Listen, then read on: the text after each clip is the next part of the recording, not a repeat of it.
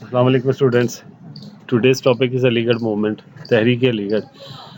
علی گڑھ کا نام آتی ہے سر سید کا نام ذہن میں آ جاتا ہے آپ کو.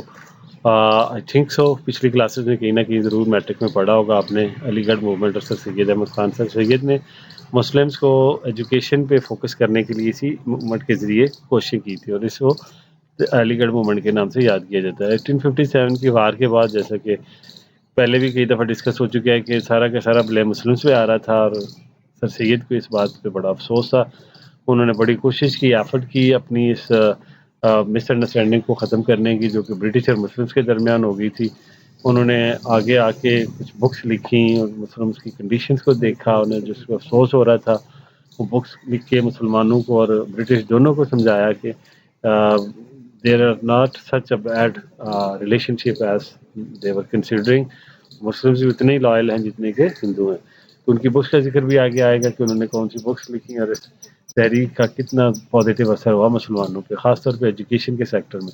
کیونکہ مسلم یہ سمجھتے تھے کہ انگریزی پڑھنا یا سائنس پڑھنا اسلام کے خلاف ہے، جو کہ یہ مسکانسیپٹ تھا جو کہ سر سید نے کلیئر کیا.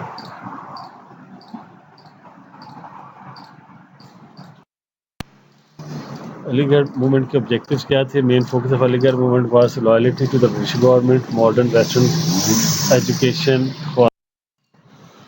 Objectives of the Ali Garh movement are as follow. The main focus of the Ali Garh movement was loyalty to the British. As I have already told you کہ برٹش ہی سمجھتے تھے کہ مسلم ان کے لائل نہیں ہیں، ہندو زیادہ loyal ہیں. تو یہ شو کرنا تھا کہ مسلم بھی لائل ہیں.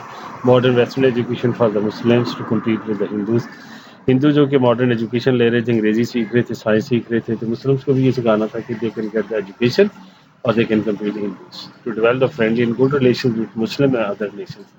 اور یہ بھی ایک آبجیکٹیو تھا کہ مسلمس اور باقی نیشن خاص طور پر برٹش کے درمیان اچھے فرینڈلی ریلیشن شپس ڈیولپ کرنے ہیں. علی گڑھ موومنٹ کے یہ بڑے امپورٹنٹ آبجیکٹیوز تھے جن میں آگے چل کے مسلمانوں کی بہت زیادہ سپورٹ کیا، بہت زیادہ فائدہ ہوا ہے. Sir Syed effort causes of Indian mutiny, causes of Indian revolt. ہم اس کو جنگ آزادی کہتے ہیں، برٹش اس کو ریوالٹ کہتے ہیں، بغاوت کہتے ہیں. سر سید نے انہیں کی زبان میں اسباب بغاوت ہند لکھا یا میوٹنی کے نام سے اس کو انہوں نے یاد کیا. بٹ ان دس قادیات سر سید ٹولڈ دیٹ کہ this is not only the mistake of Muslims, there are some mistakes made by the British as well. یہ سارے کے سارا بلیم مسلمانوں پہ نہیں ڈال سکتے، یا برٹش گورنمنٹ کی بھی کچھ انفیئر ڈیسیجنس ہے جس کی وجہ سے ساری سچویشن کریٹ ہوئی اور یہ جو وار آف انڈیپینڈنس ہے وہ اسٹارٹ ہوئی تھی. So this cleared the minds of the British as well as the government of British back in England.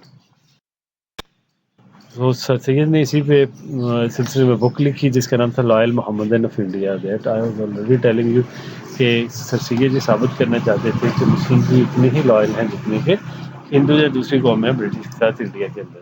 تو انہوں نے اسی سلسلے میں یہ بک لکھی sir Syed launched a magazine under the title loyal Mohammedan of India and sent to the Britain as well. اس کی کچھ کاپیز انہوں نے رائل فیملی کو بھی سینڈ کی اور انہوں نے پڑھا کازز آف میوٹنی کی بھی اور محمدن آف انڈیا کی بھی.